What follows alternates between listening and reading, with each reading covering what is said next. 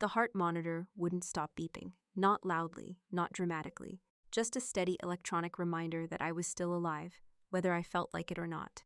Every time I shifted even half an inch, pain shot through my right leg so fast it made my vision blur. A white cast ran from my thigh to my ankle. My right arm was strapped tight against my body because of the fractured collarbone. The hospital gown felt like sandpaper against my skin. The room smelled like iodine, disinfectant, and whatever industrial bleach hospitals buy by the truckload. Room 402 at Mercy General wasn't exactly a luxury resort. I had stayed in army barracks that felt warmer. A nurse had taped my phone charger to the bed rail because I couldn't reach the wall outlet. My sedan was sitting somewhere in a police impound lot after a drunk driver blew through a red light and slammed directly into my passenger side. The officer who took my statement told me the driver's blood alcohol level was almost 3 times the legal limit. Good for him. Meanwhile, I couldn't scratch my own nose without assistance. I stared at the photo on my lock screen. My dog Baxter, a 6-year-old mutt with one floppy ear and exactly 2 hobbies, stealing socks and judging people. He was home alone. I had already been in the hospital for nearly 12 hours. My neighbor had taken him out once after the accident, but she worked overnight shifts and couldn't keep helping indefinitely. I needed someone. Not money, not flowers, not a motivational quote posted on social media, just someone to show up. I unlocked my phone with my left hand and opened my contacts. Mom. I hesitated for about 3 seconds before pressing call. The phone rang 4 times. 5, 6. Then Margaret Vance answered. What is it? No hello, no concern, just irritation. I looked at the ceiling tiles. Mom, I'm sorry for calling late. A long sigh came through the speaker. Evelyn, do you have any idea what time it is? I know, then why are you calling? The nurse passed my doorway, pushing a cart stacked with supplies. The wheels rattled against the floor. I swallowed. I'm having a rough night. You're in a hospital. That's kind of the problem. Another sigh. The professional-grade sigh of a woman who had been inconvenienced. What do you need? My leg is worse tonight. Silence. The doctors say recovery could take months. More silence. I was wondering if somebody could come sit with me for a little while. Nothing. I stared at the blinking IV pump beside my bed. Even the machine seemed more emotionally available. Finally she spoke. Evelyn, honey, what exactly would we do there? I laughed once. Not because anything was funny. I don't know. Talk maybe. We can talk right now. Mom. What? I closed my eyes. Could somebody at least check on Baxter tomorrow morning? The answer came instantly. No. No explanation. Just no. I actually thought the call had cut out. No? Chloe has a very important event tomorrow. There it was. Of course. My sister. The human center of the universe. What kind of event? The sunrise mimosa brunch. I blinked. The what? The brunch. I heard that part. It's for her lifestyle blog. I stared at the ceiling for several seconds. A nurse walking past glanced into the room and smiled politely. I almost asked her if she was hearing this. Mom, I was hit by a drunk driver. And I honestly thought I had misheard her. And my leg is shattered. Yes, dear, we've already discussed that. I felt my grip tighten around the phone. I need help. You have doctors. I need family. The silence that followed lasted long enough for me to realize I shouldn't have said it. Margaret's voice became softer, which was always when she was most dangerous. Evelyn, your father and I can't drive 40 minutes to the hospital right now. Why not? I just told you. For flowers! They're centerpieces. I laughed again. This time it hurt my ribs. You're choosing table decorations over your daughter. That's not fair. It sounds pretty fair. No, what's unfair is putting pressure on people at the last minute. I actually pulled the phone away from my ear and stared at it. Then I brought it back. Last minute? Yes. I got hit by a drunk driver. Nobody planned for that. There was a clattering sound on her end, probably one of Chloe's precious brunch decorations. I could practically picture the scene. Mom arranging flowers, Dad carrying folding tables, Chloe taking pictures of pastries nobody would actually eat. The family emergency wasn't me. The family emergency was making sure Instagram got good lighting. I suddenly felt very tired, not sleepy. Just tired. The kind that settles into your bones. Okay. Okay, what? Nothing. Good. Another pause. Then she delivered the line she had been using my entire life. The line that explained everything. You're the strong one, Evelyn. I didn't respond. You always figure things out. There it was. The family motto. Translated into plain English, it meant, we don't have to help you, because you survive without it. I listened as she adjusted something on her end. Probably flowers. Definitely not priorities. Get some rest. Then she hung up just like that. No goodbye, no love you, nothing. The call ended. The dial tone filled my ear. Steady, flat, uninterested. The same rhythm as the monitor beside my bed. I sat there staring into the darkness beyond the hospital doorway. Not crying, not angry. Just taking inventory. That's what Army logistics officers do. We count resources, we identify shortages, we adjust accordingly. And for the first time in my life, I stopped counting my family as support. The dial tone continued humming in my ear. Have you ever discovered the people you would do anything for wouldn't even inconvenience themselves for you when it mattered most? Tell me your story in the comments. And if you've ever learned that family isn't always the people who share your last name, subscribe to the channel because this story is only getting started. The dial tone finally disappeared when my phone battery gave up before I did. I dropped the phone onto the blanket and stared at the ceiling. The hospital had its own version of nighttime. Machines beeped. Doors opened and closed. Nurses spoke in low voices that somehow carried through every hallway. Nobody slept. They just took turns pretending. Around 4:30, I heard something different. Heavy footsteps. Not doctors, not nurses. Military boots.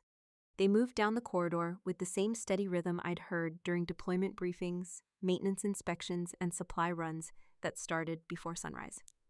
The footsteps stopped outside room 402. A second later, the door opened. Sergeant David Miller stepped inside carrying a cardboard coffee cup and looking like he'd driven through 3 states without stopping. Well, he said, glancing at the cast on my leg. You look terrible. I laughed. It hurt. Good morning to you too. Morning, it's still basically yesterday. He set the coffee on the bedside table. The lid had a stain near the rim. The cup felt warm at best. David noticed me looking at it. Gas station coffee. How old is it? I bought it 2 hours ago. I pushed it slightly away. That's not coffee anymore. Fine, it's coffee history. That was David. No speeches, no dramatic concern, no emotional performance. Just practical nonsense when things got bad. He dropped into the plastic chair beside my bed and pulled my spare house keys from his pocket. I blinked. How did you get those? You texted me. I don't remember texting you. You wrote exactly 9 words. He unlocked his phone. Bad accident. Baxter alone. Spare key kitchen drawer. That sounded like me. Even half-conscious, I apparently communicated like a logistics report. You drove here? 2 hours. Why? David stared at me, then he shrugged. You needed something, as if that explained everything. Maybe it did. He opened his laptop. The familiar Army-issued backpack landed beside the chair with a heavy thump. Baxter's fine. I immediately sat up too fast. Pain shot through my shoulder. Easy, Lieutenant. What do you mean he's fine? I stopped by your house. When? About midnight. I stared at him. You drove to my house before coming here? Yes. Why? Because dogs can't order takeout. Fair point. David continued typing. I fed him. I exhaled. Took him outside. Another breath. Filled the water bowl. I relaxed against the pillow. He stole one of my socks. That's normal. He stole one of mine too. That's also normal. David nodded. He's consistent. For the first time since the accident, I felt my shoulders loosen slightly. Not completely. Just enough. David opened a spreadsheet. Of course he did. Military people process stress through paperwork. You had 3 bills due this week. I groaned. No. Yes. I completely forgot. I noticed. His fingers moved across the keyboard. The electric bill was $187.43. Click. The internet was $94.12. Click. Your car insurance auto payment clears Friday. Click.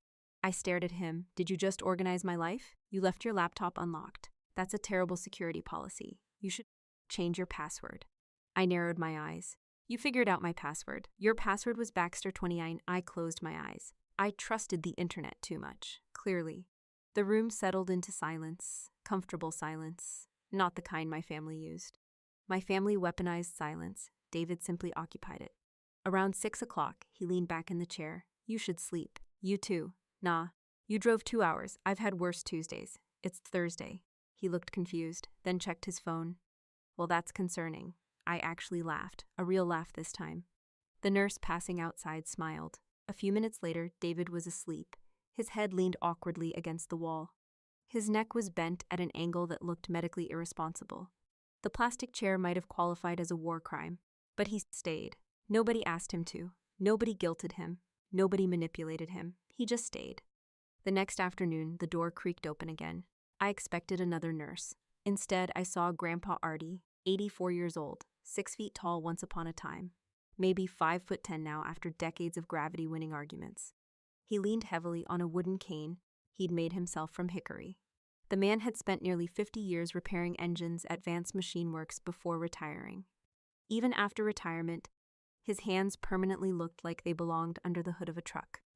Grease stains never fully left, neither did calluses. He stepped into the room slowly, not fragile, deliberate. His eyes moved immediately to the cast on my leg, then to the brace holding my shoulder, then to David. Still asleep, still twisted into the world's least comfortable chair, still looking like he'd been guarding the room all night. Grandpa took exactly 5 seconds to evaluate the entire situation. 5, no more, no less. He didn't ask where Mom was, didn't ask where Dad was, didn't ask where Chloe was. He already knew. The math was simple. The people who cared had shown up. The people who didn't had found reasons. He pulled another chair closer to the bed and sat down carefully. His cane rested against the wall. "You look awful." I smiled. Apparently honesty ran in the family somewhere. "Good to see you too. You'll heal." That's encouraging. "The paperwork won't be fun." That was Grandpa. Always practical. Always 3 steps ahead. Never dramatic. He looked toward David again. "Friend? Former squad leader." That single sound carried more approval than most people could fit into an entire speech. For a while, we sat quietly, watching the television mounted in the corner, neither of us paying attention to it. Finally, Grandpa reached over and placed his rough hand on my uninjured one. The skin felt like old leather. Decades of engine blocks, socket wrenches, and hard work. He didn't give me a lecture. Didn't offer life advice from a greeting card. Didn't tell me everything happened for a reason. He simply squeezed my hand once. Then he said, "People tell you who they are when you're bleeding." His eyes briefly shifted toward the sleeping figure in the plastic chair. Then back to me. "Take notes." The weight of Grandpa's hand stayed with me long after he left the hospital room. 11 months later, I was standing beside his grave. A shovel of dirt hit the casket below with a dull thud, then another, then another. Nobody ever talks about that sound. Movies skip it. Real life doesn't. The minister had already finished speaking. The folding chairs were being collected. People were hugging each other and exchanging the same funeral phrases everyone uses when they don't know what else to say. I shifted my weight onto my left leg. The right one still wasn't what it used to be. The doctors had done everything they could. Physical therapy helped. Time helped. But every morning when I got out of bed, my tibia reminded me that titanium hardware and determination weren't the same thing. I walked without a cane. I walked without assistance. I also walked with a limp that wasn't going anywhere. Across the grave stood my family, or at least the people who technically shared my DNA. My mother was dabbing her eyes with a tissue. My father had perfected an expression that suggested deep sorrow while requiring almost no actual effort. And Chloe was filming content. At her grandfather's funeral. I wish I were joking. She stood slightly away from the crowd, holding her phone at the perfect angle. Her black designer dress probably cost more than my first car payment. She adjusted her hair, recorded a short clip, lowered the phone, touched the corner of her eye, then recorded another one. The tear never actually arrived. I watched her repeat the process twice. Consistency is important on social media. Apparently so is grief. A distant cousin named Sandra wandered over beside me. "Poor Chloe," she whispered. I nearly choked. "What?" Sandra nodded sympathetically. "She's taking this really hard." I looked across the cemetery. Chloe was currently checking her reflection in her phone screen. "Sure." Sandra sighed. She and Arthur were so close. That one almost made me laugh. Grandpa Artie barely tolerated social media. The last time Chloe visited him, she spent 20 minutes trying to teach him how to make video posts. He told her he'd rather replace a transmission. At 83, by hand. The cemetery service finally ended. People began drifting toward the reception hall at First Community Church. Grandpa had specifically requested a simple service. Simple lasted about 12 minutes after my mother arrived. The fellowship hall smelled like coffee, ham sandwiches, and sheet cake. Church ladies moved through the room with military precision. Honestly, they could have taught logistics at the Pentagon.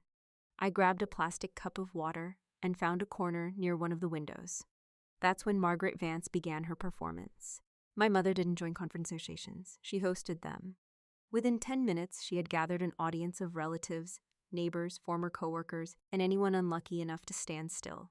Oh, Arthur depended on us so much. I took a sip of water. He was practically family to me.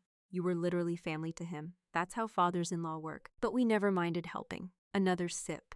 He called me constantly. No, he didn't. Grandpa hated phone calls. If a conversation lasted longer than 90 seconds, he considered it suspicious. My mother continued. The poor man would have been completely lost without Richard and me. Richard nodded solemnly. The man couldn't even commit to a lie without backup. Aunt Denise asked a question. Did Arthur ever talk about the property? There it was. The real funeral had begun. Mom lowered her voice slightly, not enough to avoid being overheard, just enough to sound important. He worried about it constantly. I rolled my eyes. Grandpa had owned 70 acres of commercial land on the edge of town for decades. The property sat near a rapidly expanding highway corridor. Every developer within 50 miles had tried buying it. He always refused. Not because he was sentimental, because he was stubborn. There is a difference.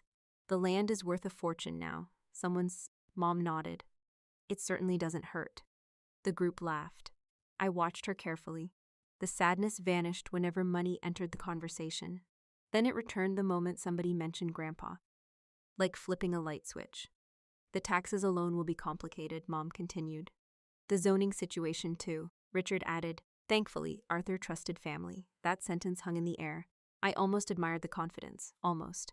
Across the room, Chloe joined the discussion. Oh, Grandpa always said he wanted the property to stay with people who appreciated it. Translation, people who wanted it. A cousin asked if Grandpa had ever discussed his will. My mother smiled. Not a grieving smile. A winning smile. The kind people wear when they've already spent money that doesn't belong to them yet. Arthur was always very fair. I nearly laughed into my water. Fair. Interesting choice of words. This was the same man who once made Richard mow 3 acres of weeds because he borrowed a wrench and forgot to return it.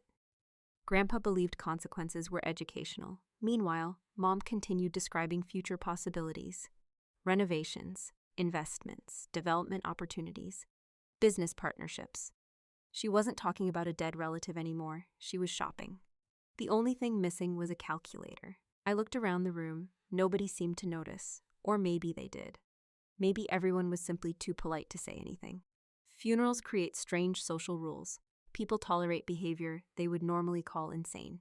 I stared down at the lukewarm water in my cup. For a moment, I saw room 402 again. The cast, the IV lines, the empty chair beside my bed, the unanswered request, the brunch. Funny how certain memories never need help finding their way back. A movement near the doorway caught my attention. A tall man in a charcoal suit was preparing to leave. Marcus Thorne, Grandpa's attorney. I had met him exactly 3 times over the years. Each meeting lasted less than 10 minutes. He wasn't rude, just efficient. The kind of man who probably alphabetized his coffee mugs. Marcus adjusted his coat and glanced across the room. Our eyes met. He didn't smile, didn't wave, didn't nod in the normal sense, just the slightest movement of his head. Barely noticeable. Then he turned and walked toward the exit. I watched the door close behind him. Across the room, my mother was still talking about Grandpa's property as if ownership were already settled. And for the first time that afternoon, I had the distinct feeling that Grandpa's final conversation with his attorney had been far more interesting than anyone in that room realized. That feeling stayed with me all weekend. By Tuesday morning, I was sitting in the parking lot of Thorne and Associates, watching people hurry into office buildings with coffee cups and deadlines. The estate meeting was scheduled for 10 o'clock sharp. I arrived at 9:58. Not because I was trying to make a statement, because that's when the meeting started. Army habits die hard. I grabbed my cane from the passenger seat. I didn't need it every day anymore, but long walks still turned my right leg into an argument. The elevator carried me to the 4th floor. The receptionist pointed me toward a conference room without looking up from her monitor. When I opened the door, I immediately realized I was the last person to arrive. No surprise there. My family had apparently treated this like Black Friday. Margaret, Richard, and Chloe were already seated around a long mahogany conference table. 3 bottles of complimentary water sat open in front of them. The untouched candy bowl had somehow migrated closer to Chloe. She looked up first. There you are. I checked my watch. Yes, right on time. Mom smiled. Not warmly. Victorious. The kind of smile people wear when they think life has already handed them a winning lottery ticket. Marcus likes punctuality, she said. Then he should appreciate me. That earned a brief frown. Good. I chose the chair closest to the window and sat down without another word.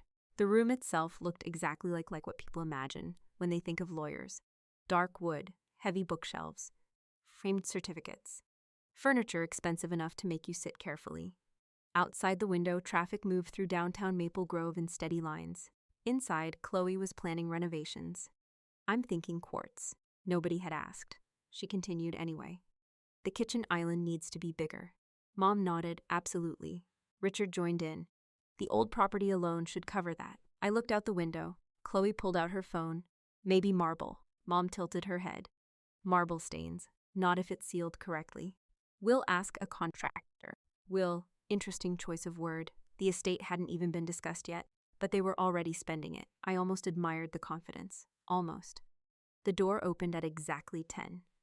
Marcus Thorne entered carrying a thick blue-backed folder. No coffee, no briefcase, no unnecessary movement. The man looked like he had been born wearing a charcoal suit. Good morning. Nobody answered quickly enough for him to care. He sat down, opened the folder, adjusted his glasses, and immediately began. No small talk, no condolences, no comments about the weather, no discussion about grief, just business. I liked him already. Arthur James Vance executed this final will and testament on March 14th of last year. The room became quiet. Marcus continued reading in a steady voice. Not dramatic, not emotional, just precise. Every word landed exactly where it was supposed to. I glanced toward my family. Mom sat with her hands folded. Richard looked excited enough to start humming. Chloe was smiling at her phone screen. Marcus turned a page. The estate consists of multiple asset categories. A spreadsheet appeared on the monitor at the end of the room. Numbers filled the screen. Detailed, organized. Very grandpa. The 70-acre commercial parcel located on Route 18. Richard nodded immediately. Of course he did. The former Vance Machine Works property. Mom straightened in her chair. Several investment accounts. Chloe stopped looking at her phones. A savings portfolio. Another pause. Additional personal assets. Marcus clicked a button. The total valuation appeared at the bottom. 4,207,836.42. Nobody breathed for a second. Then Chloe whispered, "Oh my God." Mom looked. Christmas had arrived early. Richard actually smiled so hard his cheeks lifted. I stared at the number. Grandpa had never lived like a wealthy man. His pickup truck was older than some marriages. He repaired things instead of replacing them. Half his shirts looked like they came free with motor oil purchases. Yet there it was. Over $4.2 million, Marcus continued. The valuation reflects current market conditions as of last month. Nobody was listening anymore. At least not my family. They were busy mentally spending money. I could practically see it happening. Kitchen renovations. Vacation homes, luxury vehicles, retirement plans, Instagram content. The whole fantasy was unfolding right in front of me. Mom leaned toward Richard, not quietly enough. I told you the highway expansion increased the value. Richard nodded. I knew it. No. You hoped it. Different thing. Chloe tapped rapidly on her phone, probably calculating countertop dimensions. Marcus continued reading legal language. Most people find estate law boring. Today it was fascinating, because every sentence pushed my family deeper into certainty. And certainty can be dangerous, especially when it's built on assumptions. Mom's confidence kept growing. She looked relaxed now, comfortable, like someone sitting through the opening act before collecting a trophy. Richard leaned back with his hands behind his head. An incredible choice inside a lawyer's office. Chloe was practically glowing. At one point, she actually opened a kitchen remodeling website. I saw it reflected in the conference room window. That almost made me laugh. Marcus finally reached the final pages. The room became quieter. Even Chloe put down her phone. This was it. The part everyone had been waiting for. The actual distribution. Who got what? How much? When? Richard shifted forward in his chair. Then something happened that perfectly captured my father. He literally rubbed his hands together. Actually rubbed them together. Like a cartoon villain about to buy a yacht. Mom smiled, a calm, generous smile. The kind that suggested she was already preparing a speech about family responsibility, about honoring Grandpa's wishes, about managing assets wisely, about sacrifice, all while assuming every dollar was headed directly toward her. Across the table, Marcus reached the distribution section. He paused only long enough to turn the page. The thick paper slid beneath his fingers. A slow rustling sound filled the conference room. Nobody else seemed to notice it. But I did. Because for the first time all morning, Marcus Thorne looked mildly interested. And the sound of that page turning reminded me of a knife being sharpened. The sound of that page turning seemed to hang in the room a little longer than it should have. Nobody moved, nobody spoke. Marcus adjusted the position of the document in front of him and continued reading in the same calm voice he had used since exactly 10 o'clock. No build-up. No dramatic pause, no warning, just facts. Article 7, Distribution of Assets. Richard sat up straighter. Chloe picked up her phone again. Mom folded her hands together like someone about to receive an award. Marcus looked down at the document. Then he began. To my son Richard Vance, my daughter-in-law Margaret Vance, and my granddaughter Chloe Vance Pritchard. 3 smiles appeared immediately. Who demonstrated their character when it mattered most? The smiles remained, though I noticed Marcus carefully emphasizing each word. Not emotionally, precisely, like he was reading exactly what Grandpa wanted read. Then came the next sentence. I leave the sum of $1 each. Nobody reacted. Not at first. The words landed. Sat there. Waited. The human brain does strange things when reality suddenly stops cooperating. For about 3 seconds, my family simply stared at Marcus, as if their ears had malfunctioned. Then Chloe blinked. What? Marcus continued reading. Richard raised a hand. No, hold on. Marcus didn't stop. Mom leaned forward. I'm sorry. What did you just say? Marcus finally looked up. His expression didn't change. $1 each. Silence. Pure silence, not funeral silence, not awkward silence. The kind of silence that appears when an entire future collapses in real time. The grandfather clock in the corner suddenly became the loudest object in existence. Tick, tick. I hadn't even noticed it before. Now everyone could hear it. Margaret's smile froze exactly where it was, halfway between confident and confused. Like someone who had opened the wrong envelope at an awards show. Richard laughed. A short, nervous laugh. That's funny. Nobody joined him. His smile disappeared. Wait. Marcus looked down at the will. The language is very clear. Chloe stared at him. No, Marcus continued. The sum of $1 each. No. The amount is specified numerically and in writing. No. I watched her process the information. You could practically see the calculations crashing inside her head. The kitchen renovation. Gone. The social media content. Gone. The fantasy version of her future. Gone. Her phone slipped from her hand. It hit the hardwood floor with a loud crack. Nobody bent down to pick it up. Even Chloe forgot about it. That was how shocked she was. Margaret found her voice next. There has to be a mistake. Marcus looked at her. There is no mistake. Arthur would never do this. Marcus calmly turned the document around. His finger rested beside Grandpa's signature. Arthur signed this will in my presence. Mom shook her head. No. He reviewed every page personally. No. The execution was witnessed and notarized. No. It was the same answer every time, just louder. Richard suddenly leaned forward. This isn't funny. Marcus stared at him. I agree. The room became quiet again. I sat near the window and watched it happen. Not smiling, not celebrating. Honestly, I wasn't sure what I was feeling. Surprised, absolutely, but not shocked. Not completely. Because 11 months earlier, I had watched Grandpa understand everything without asking a single question. The hospital room, the empty chair, David sleeping beside my bed, the missing family. Grandpa's had seen the equation. Maybe he had simply finished solving it. Across the table, Margaret was starting to look angry, really angry. The kind of anger that appears when an entitlement collides with reality. You must have another version. There is no other version. Arthur talked to us. I'm sure he did. He loved us. Marcus nodded once. I have no reason to doubt that. Then why would he do this? For the first time, Marcus paused, not because he was uncertain, because he was choosing his words carefully. Mrs. Vance, my responsibility is to read the will. Not explain it, not defend it, just read it. Mom sank back into her chair. The confidence from 15 minutes earlier had completely disappeared. Meanwhile, Chloe was still staring at the floor, specifically at her fallen phone, like it might somehow contain a different inheritance. Richard rubbed his head. $1. Correct. A single dollar. Correct. Each. Correct. The conversation felt like a software update nobody wanted to install. Marcus turned another page, a very important page, and unlike everyone else in the room, he wasn't finished, not even close. Mom noticed the page movement. Her eyes narrowed. What now? Marcus adjusted his glasses. Then he continued reading. The remainder of my estate.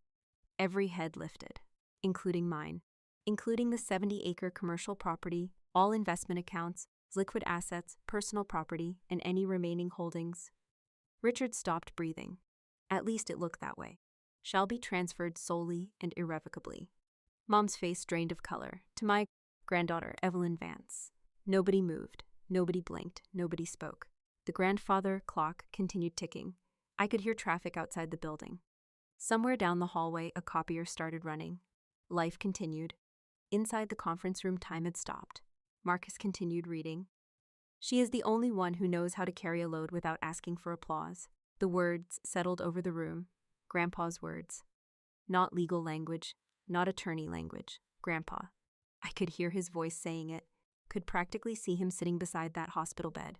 Richard slowly turned toward me. Chloe looked up from the floor. Mom stared as if she had never seen me before. I met all three pairs of eyes, then took a sip of water. Nobody seemed to know what to do next. But judging from the look spreading across Margaret's face, I had a feeling somebody was about to try. The first person to move was my mother. Her chair slammed backwards so hard it nearly tipped over.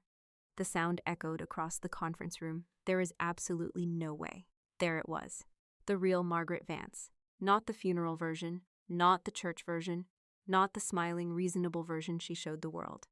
The version that appeared whenever she didn't get what she wanted. Marcus didn't react. Mom pointed directly at me. This is her doing. I looked at her. Marcus looked at the will. Richard looked like he was trying to restart his brain, and Chloe still looked as though somebody had informed her that Christmas had been canceled forever.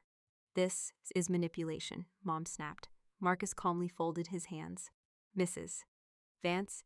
No, she cut him off. Arthur was 84 years old. Correct. He wasn't thinking clearly. Marcus blinked once. The medical evaluations included with the estate indicate otherwise. Mom ignored him. She got to him. Now everybody was looking at me. Even the receptionist outside had probably stopped typing. You filled his head with lies. I finally spoke. When exactly did I do that? Mom pointed harder. As soon as he got sick. Grandpa wasn't sick. He died from complications after a stroke. A completely different thing. Facts were no longer welcome in the room. I leaned back in my chair. Mom, I saw Grandpa maybe twice a month. You visit him constantly. No, yes, no. Marcus quietly slid a document across the table. Arthur's visitor logs from Silver Creek Rehabilitation. Mom stopped talking. For a second. Then she picked a new direction. He was confused. Marcus adjusted his glasses. His neurologist documented full decision-making capacity. Mom looked ready to throw the neurologist out of the will, too. Richard finally joined the conversation. Dad wouldn't do this. Marcus glanced at him. He did. No, Mr. Vance, I personally prepared the document. Richard rubbed both hands across his face. Dad loved his family. Marcus nodded. I believe he did. Then why would he leave us out? The question hung there. Nobody answered. Because everyone already knew the answer. Nobody wanted to say it. Across the table, Chloe suddenly started crying. Actual crying, not funeral crying. Not social media crying. Not influencer crying. Real tears. The expensive makeup was losing a very expensive battle. This isn't fair. Nobody responded. It isn't fair. Still nothing. She looked directly at me. You don't even need this. Interesting. Not congratulations. Not surprise. Not happiness for a family member. Straight to ownership. Straight to entitlement. Straight to why somebody else deserved my inheritance more than I did. I almost admired the efficiency. Almost. You don't need this much money. I said nothing. Chloe's voice cracked. My kitchen renovation is gone. For one beautiful second, nobody spoke. Not because the statement was profound. Because it was ridiculous. $4.2 million. A grandfather's life. A family implosion. And somehow we had arrived at countertops. Even Marcus looked tired. Chloe wiped her face. You don't even have a family, Evelyn. That got my attention. The room got quiet again, she continued. You just sit in your office all day. There it was, the old story, the one I'd heard most of my life. Evelyn works, Chloe lives, Evelyn sacrifices, Chloe enjoys, Evelyn handles responsibility, Chloe receives rewards, different rules, same family. My mother immediately jumped in. Exactly. Never waste a good attack. Your sister is trying to build something. I nearly laughed. An Instagram account was now apparently a humanitarian effort. Mom kept going. Richard and I need that property. Richard nodded. The man hadn't contributed a single original idea all morning. Family consistency is important. What for? I asked. Mom looked shocked. Asking that question is selfish. That wasn't an answer. What for? The family. Again, not an answer. Richard finally leaned forward. His voice became firm, the same voice he used whenever he wanted to sound authoritative, usually about 30 years too late. You need to do the right thing. I looked at him. The right thing? Sign it over. The room froze. There it was. Not eventually, not after discussion, not after grieving. Immediately. Sign it over. Like Grandpa's wishes were a clerical error, like I was holding something that already belonged to them. You should transfer the property. I stared at him. The investments, too. I kept staring. Richard folded his arms. Family helps family. That sentence almost made me laugh out loud. Almost. Family helps family. Interesting concept, especially coming from people who couldn't spare 40 minutes. Mom nodded enthusiastically. Exactly. Richard pointed toward me. Your grandfather wouldn't want division. The irony nearly caused physical injury. Mom jumped in again. This isn't what families do. I looked around the table, at Chloe, at Richard, at Margaret.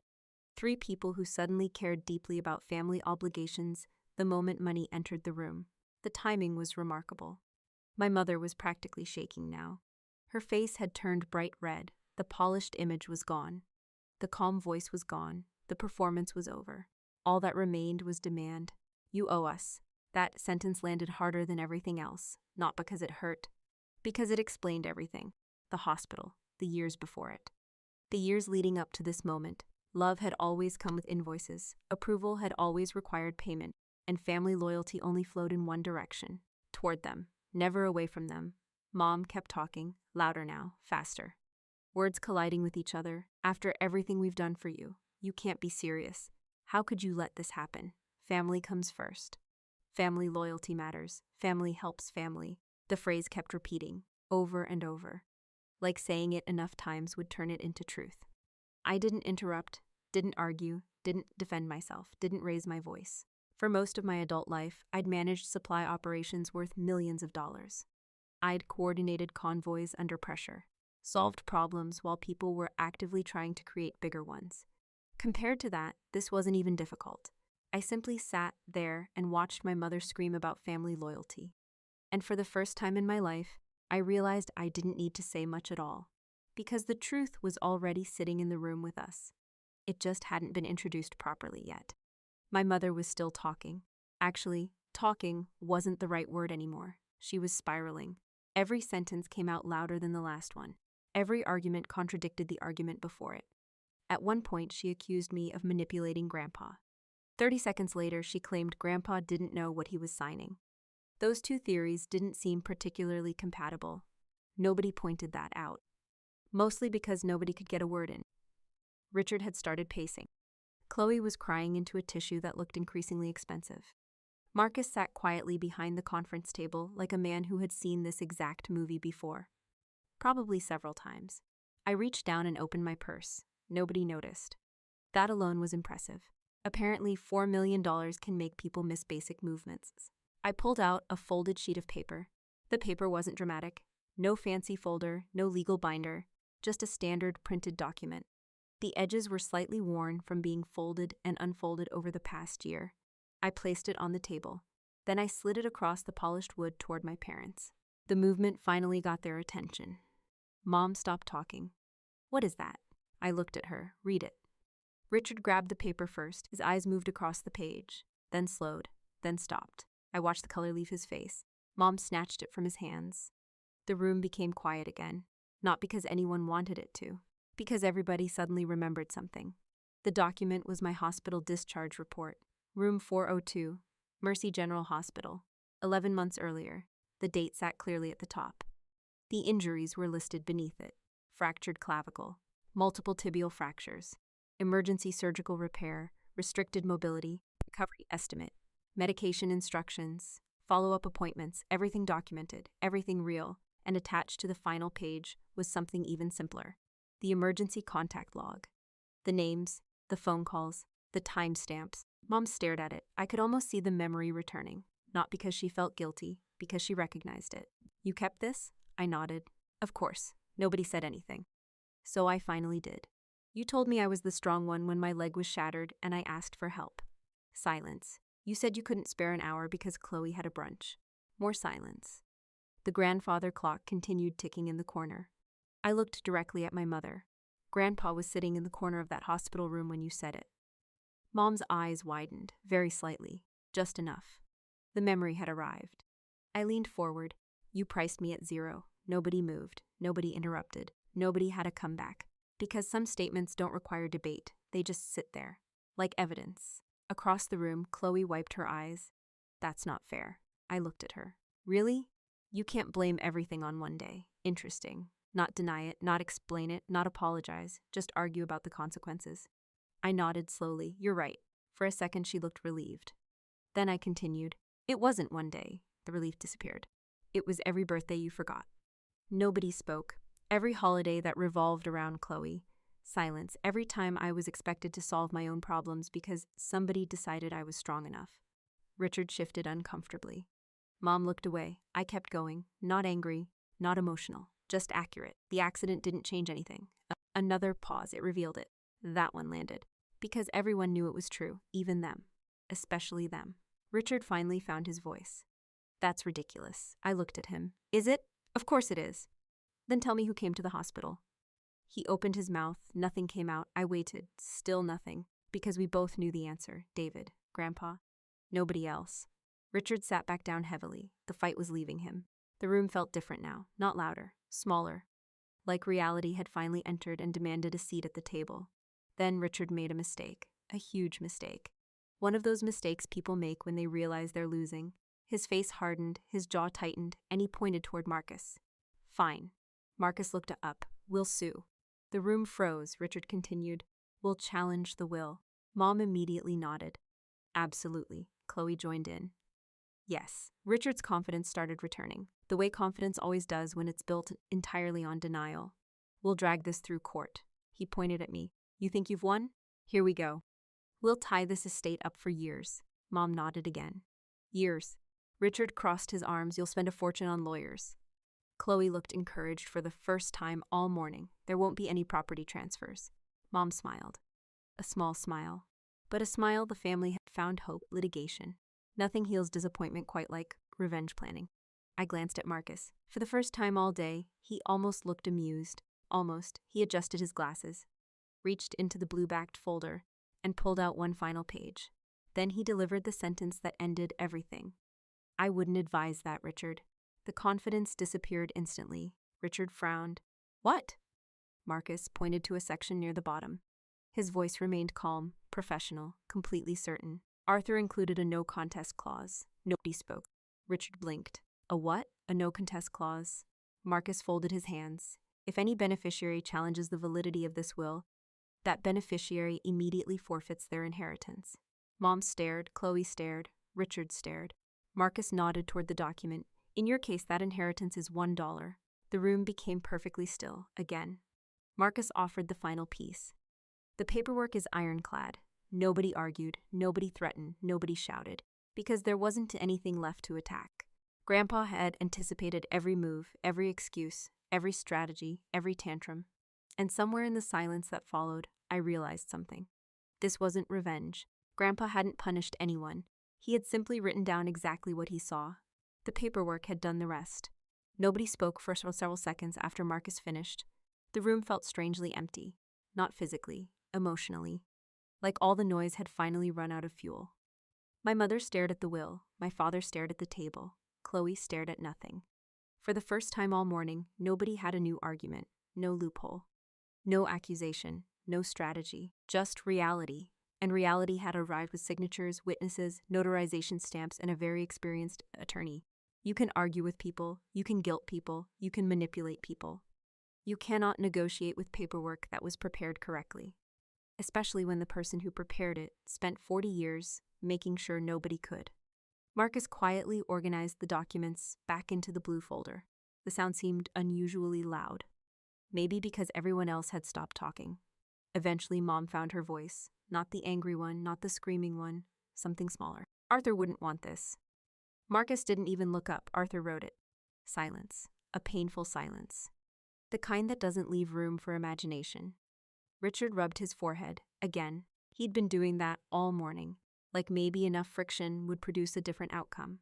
This is unbelievable. Marcus closed the folder. Nevertheless, it remains valid. Richard looked at me, not with anger this time, with confusion, almost disappointment, as if he genuinely couldn't understand why the world wasn't behaving the way he expected. You'd really take all of it? The question surprised me. Not because he asked it, because he still didn't understand. I looked at him for a moment. Then I asked the only question that mattered. Would you have given it to me? The room went quiet again. Richard opened his mouth, then closed it. That was answer enough. Across the table, Chloe was still crying, not loudly anymore, just enough to keep her mascara employed. My whole renovation plan is gone. Nobody responded, not even Mom, because even she finally realized how ridiculous that sounded. $4.2 million, a lifetime of choices, an entire family exposing itself. And somehow the kitchen island remained a central concern. I almost smiled, almost. Then I looked at my mother, really looked at her. For years I thought I was angry. Maybe I had been, maybe I had earned it. But sitting there, watching her stare at the consequences of her own decisions, something unexpected happened. The anger wasn't there anymore. Not because she deserved forgiveness. Not because everything was suddenly okay. Because anger requires energy. And I was done carrying it. For the first time, I saw my parents clearly. Not as villains, not as monsters, just people, small people who spent their entire lives calculating value, who received attention and immediately wondered how to monetize it, who measured relationships by usefulness, who viewed generosity as a transaction, who treated affection like a reward system. Love was never something they gave freely. It was something they invested, something they expected returns on. And eventually, they became so good at calculating what they could get from people that they stopped noticing who people actually were, including their own daughter, especially their own daughter. The irony was almost perfect. They spent decades evaluating everyone around them. Then Grandpa evaluated them. Once, accurately, and wrote it down. Nobody cheated them. Nobody tricked them. Nobody stole anything. They simply received the final grade for a test they didn't realize they were taking. Mom slowly sat back in her chair. For the first time in my life, she looked old, not weak, just tired. The kind of tired that comes when denial finally clocks out. Richard stared out the window. Chloe quietly picked up her phone from the floor. The cracked screen reflected across her face. Nobody knew what to do next, because there wasn't a next move. The game was over. I stood. The movement immediately drew their attention. Mom looked up. Evelyn. I paused. There was a time when hearing my name from her would have made me stop, explain, defend, negotiate. Not anymore. She opened her mouth, then stopped. For once, there wasn't a script available. No guilt, no pressure, no performance, just silence. I nodded politely, the same way I'd nod to a stranger in a grocery store. Nothing more. Then I turned toward Marcus. Thank you. He gave a single nod, professional as always. But I thought I saw something else there. Approval, maybe. Or maybe relief. After all, he had just spent an hour trapped inside a family disaster. The man deserved hazard pay. I walked toward the door. Behind me, nobody called my name, at least not immediately. The hallway felt cooler than the conference room. Quieter, too. The elevator arrived with a soft ding. A minute later, I stepped outside onto the sidewalk. Fresh air. Actual fresh air. Not recycled office air. Not funeral air. Not hospital air. Just air. The kind people forget to appreciate until life gets complicated. Traffic moved through downtown. Someone walked past, carrying a coffee. A delivery truck backed into an alley. A couple argued about parking, normal life. The world had continued spinning. I stood there for a moment. My right leg ached slightly, it always would. The doctors had warned me about that. Some injuries don't disappear, they become permanent reminders. I adjusted my jacket and started walking. The limp was still there, small, noticeable, real, but so was everything else. The sky, the sunlight, the freedom. I reached into my pocket and pulled out my phone. Not to call my mother, not to call my father, not to call Chloe. That chapter had already written its ending. Instead, I found David's name in my contacts. I hit call. He answered on the second ring. Please tell me you're calling because somebody finally got arrested. I laughed. A genuine laugh. The first one all day. No. Then what happened? I looked down the sidewalk. At the city. At the future. At a life that suddenly felt a lot lighter than it had an hour ago. Are you busy? Depends. Want to grab a coffee? There was a pause. Then David answered. Now that's the first smart decision anybody's made all week. I smiled. And as I started walking, I realized something Grandpa Ha had understood long before I did. Family isn't proven when everything is easy. Family is proven when helping costs something. The people who showed up became my family. The people who didn't made their choice. And for the first time in a very long time, I was completely free. David was already halfway through his coffee by the time I finished telling him what happened in the lawyer's office. He listened the same way he always did. No interruptions, no dramatic reactions, no speeches, just listening. The little coffee shop sat 3 blocks from downtown. It wasn't fancy. The menu board had a missing letter. The table wobbled slightly every time somebody bumped into it. A college student was trying to write a paper near the window while pretending not to eavesdrop. In other words, it was perfect. David took another sip. So your sister really cried over kitchen countertops? I nodded. Actual tears. He stared at me for a second. That's impressive. Not in a good way. No, definitely not in a good way. We both laughed. The first thing people assume when they hear my story is that it's about money. I understand why. A $4.2 million inheritance gets attention. It sounds dramatic. It sounds life-changing. It sounds like the biggest thing that happened. But it wasn't. Not even close. The money wasn't the lesson. The money was the receipt. The lesson came much earlier. The lesson happened in room 402. The lesson happened when I called home asking for help and learned exactly where I ranked on my family's list of priorities. That was the expensive part, not financially, emotionally. For years, I believed if I worked hard enough, sacrificed enough, and proved myself enough, eventually things would change. Maybe a season of you watching this know exactly what I'm talking about. You're the reliable one, the responsible one, the person everybody calls when they need help, moving furniture, solving a problem, watching the kids, handling a crisis, or cleaning up a mess. You're always there. And because you're always there, people start treating your effort like gravity. Something that simply exists. Something that doesn't require appreciation. Something they assume will never go away. I spent years trying to earn something that should have been given freely. Approval, recognition, respect. The strange part is that I didn't even realize I was doing it. I thought I was being a good daughter. I thought I was being patient.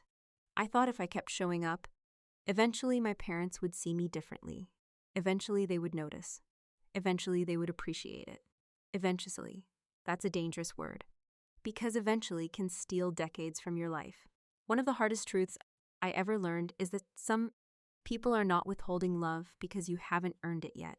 Some people are withholding it because they don't intend to give it. And those are two very different problems. The first problem can be solved. The second one can't. I wish somebody had told me that when I was younger.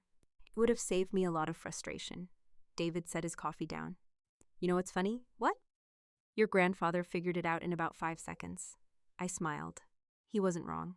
Grandpa Artie walked into that hospital room, looked at me, looked at David sleeping in a plastic chair, and understood everything. No investigation, no interviews, no family meeting. Just observation. Sometimes the truth isn't hidden. Sometimes people are displaying it publicly. We're just too emotionally invested to accept it. That's another lesson I want to share with anybody listening. Pay attention to patterns, not promises. Patterns. Promises tell you what people want you to believe. Patterns tell you what they actually believe. My parents promised support. The pattern was absence. They promised fairness. The pattern was favoritism. They promised family loyalty. The pattern was convenience. When somebody repeatedly shows you who they are, stop treating each disappointment like a surprise. I know that's easier said than done, especially when family is involved, because family comes with history. Family comes with memories. Family comes with hope. And hope can be stubborn. Trust me, I know. For a long time, I thought giving up hope would make me a bad daughter. What I eventually learned was that accepting reality isn't the same thing as giving up. It's choosing honesty over fantasy. There's a difference. Another thing I want people to understand is that setting boundaries doesn't make you cruel. A lot of good people struggle with this. They think protecting themselves is selfish. It isn't. You can love people and still recognize they're not healthy for you. You can care about someone and still refuse to let them keep hurting you. Those things can exist at the same time. The inheritance didn't create the problem in my family. It exposed the problem, the same way the accident exposed the problem, the same way every crisis eventually exposes the truth. Pressure doesn't change character. Pressure reveals character. I looked around the coffee shop. People were talking. working, laughing, living their lives. Nobody knew my story, nobody knew what had happened an hour earlier, and honestly, that felt nice. David glanced at me. So what now? I thought about it for a second. Then I smiled. Now I stopped trying to win a competition I was never supposed to enter. He nodded. That's probably healthier, probably. And if there's one thing I hope you take away from my story, it's this. Never let your value depend on the approval of people who benefit from keeping you uncertain about your worth. The most expensive lesson of my life was learning that. Not because it cost me money, because it cost me time. And unlike money, time is the one thing nobody gets back. Time is the one thing nobody gets back. That realization changed the way I look at people. Not in a cynical way, not in a trust nobody way, actually the opposite. It taught me to pay much closer attention to the people who quietly show up. After everything that happened, one question kept coming back to me. Who was actually there? Not who said they cared, not who posted supportive comments, not who called themselves family. Who showed up? The answer was surprisingly short and surprisingly clear. When I was lying in that hospital bed, I wasn't conducting some grand social experiment. I wasn't testing relationships. I wasn't keeping score. I simply needed help. Life stripped everything down to the basics. And once that happened, the truth became easy to see. David drove 2 hours after receiving a text message that barely qualified as a sentence. He didn't ask for details. He didn't ask whether it was convenient. He didn't ask what he would get in return. He just got in his truck and drove. When he arrived, he didn't give me a speech about friendship. He fed my dog, paid attention to my bills, made sure practical problems didn't become bigger problems. That's something I've noticed about genuinely dependable people. They rarely advertise themselves. They just solve problems. My grandfather was the same way. The day he came into that hospital room, he didn't spend 30 minutes telling me how much he loved me. He didn't make a dramatic declaration. He didn't try to become the hero of the moment. He sat down, looked around, understood the situation, and stayed. That sounds simple, because it is. Real support usually is. One thing I've learned is that many people confuse emotional language with emotional commitment. They're not the same thing. Someone can say all the right words and still disappear when life becomes inconvenient. Someone else can barely express their feelings and still be the first person at your door when things fall apart. If I had judged people by what they said, my family would have looked wonderful. They talked constantly about loyalty, about love, about family values, about being there for one another. The speeches were impressive. The attendance record was terrible. That's why I want to encourage anyone listening to pay attention to actions. Not occasionally, consistently, because actions have a way of exposing priorities. A few months after the accident, one of my physical therapy appointments started at 6:20 in the morning. The clinic was 45 minutes away. My car was still in the repair shop. I mentioned it to a few people. Most offered sympathy. A couple said, "Let me know if you need anything." One person showed up at 5:15 a.m. Guess who that was? Not because he wanted recognition, not because he wanted repayment, because he said he would. Then he did. I've noticed something else over the years. The people who help the most are often the people who make the smallest announcements about it. They don't need witnesses. They don't need applause. They don't need social media posts proving they're good people. Helping is simply part of who they are. My sister documented almost everything: meals, trips, shopping, parties, milestones. There was always a camera somewhere. David once helped me move an entire storage unit during a weekend heat wave. I don't think he even took a picture. Different people build their identity in different ways. Some build it through appearances. Some build it through actions. Life eventually reveals which one lasts longer. Another lesson I want to share is this. Don't overlook the quiet people in your life. Sometimes the most valuable relationships don't look impressive from the outside. They're not flashy. They're not exciting. They're not constantly demanding attention. They're simply reliable. The friend who answers the phone. The coworker who follows through. The neighbor who notices when something is wrong. The relative who checks on you without needing a reason. The person who sits beside your hospital bed and doesn't make the situation about themselves. Those relationships can seem ordinary until the day you need them. Then they become priceless. I think that's one reason my grandfather's decision made so much sense. He wasn't evaluating words, he was evaluating evidence. Who showed up? Who didn't? Who helped? Who performed? Who sacrificed? Who calculated? At the end of his life, he wasn't interested in promises anymore. He was interested in proof. Honestly, that's probably a good rule for all of us. If someone repeatedly demonstrates kindness, believe it. If someone repeatedly demonstrates selfishness, believe that too. Not because people can't change. They can. But you shouldn't build your life around potential. Build it around patterns. One of the healthiest things I've ever done was stop chasing relationships that required me to do all the work. Real relationships shouldn't feel like a permanent audition. You shouldn't have to earn basic care every single day. You shouldn't have to prove your worth over and over again. And you definitely shouldn't confuse being tolerated with being valued. As I sat in that coffee shop with David, watching people come and go through the front door, I realized something surprisingly simple. The richest part of my inheritance wasn't the land. It wasn't the money. It wasn't the investment accounts. The richest part of my life was already sitting across the table from me drinking terrible coffee and making bad jokes. Because when life got difficult, the people who showed up became impossible to forget. And the people who didn't became impossible to misunderstand. The people who didn't show up became impossible to misunderstand. That might sound sad. A few years ago, I probably would have thought it was. Today, I think it's one of the most useful things that ever happened to me. Because clarity is underrated. A lot of people spend years trapped in confusion. They keep asking the same questions. Why does this person treat me this way? Why don't they appreciate me? Why don't they care? Why am I always the one making the effort? Why isn't this relationship getting better? Those questions can follow you for decades. Trust me, I know. For a very long time, I believed the goal was to fix the relationship, to improve it, to earn something better. To finally reach the point where my parents saw me the way I wanted to be seen. But something changed after everything happened.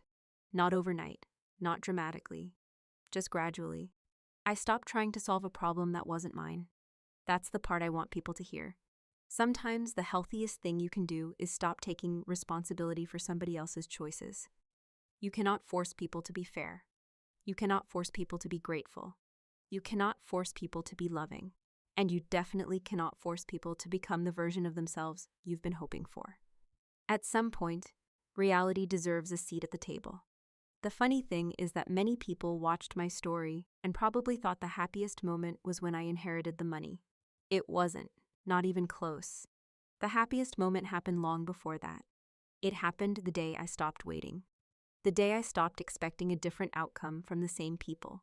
The day I stopped measuring my value through their approval. That was freedom. The inheritance was just paperwork. Freedom happened inside my head. Because here's something nobody tells you. As long as you're waiting for someone else's validation, they still control part of your life. They don't even have to be present. They don't have to call. They don't have to text. They don't have to do anything.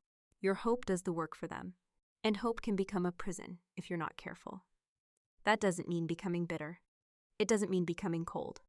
It doesn't mean cutting everyone out of your life. It means learning the difference between acceptance and expectation. I accepted who my parents were.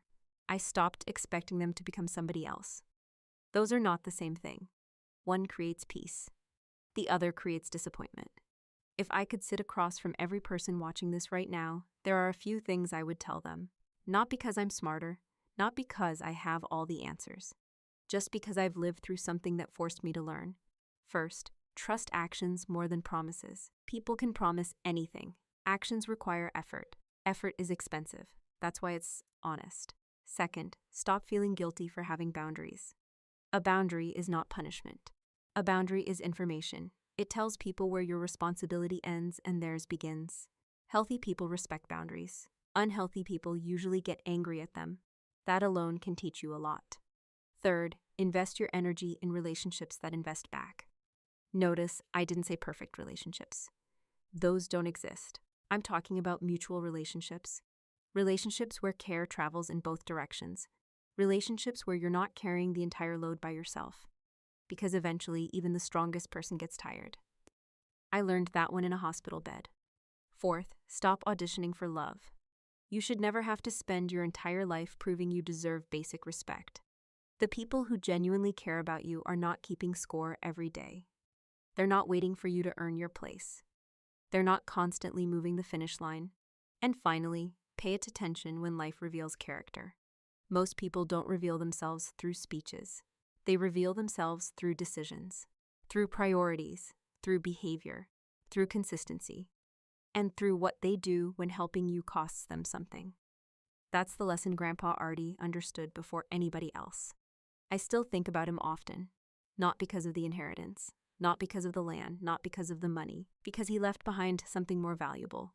A standard, a simple way to evaluate people. One sentence, one observation, one truth. People tell you who they are when you're bleeding. Take notes. The older I get, the more I realize how right he was. Some people will surprise you. Some people will disappoint you. Some people will completely change your life. The important thing is paying attention. Because the people who show up during your worst moments often become the people who deserve a place in your best moments. If you've made it this far, thank you for spending part of your day with me. I'd genuinely love to hear your thoughts. Have you ever had a moment when someone showed you exactly who they were? Was there a person who stepped up for you when everyone else disappeared? Share your story in the comments. Somebody reading it may need that reminder today. And if this story gave you something to think about, helped you see a relationship differently, or reminded you of your own worth, please subscribe to the channel. There are a lot of stories about family on the internet, but the ones worth remembering aren't about revenge. They're about dignity. They're about self-respect. They're about learning who deserves a seat at your table. And most importantly, they're about finding the courage to choose peace over approval. I'll see you in the next story.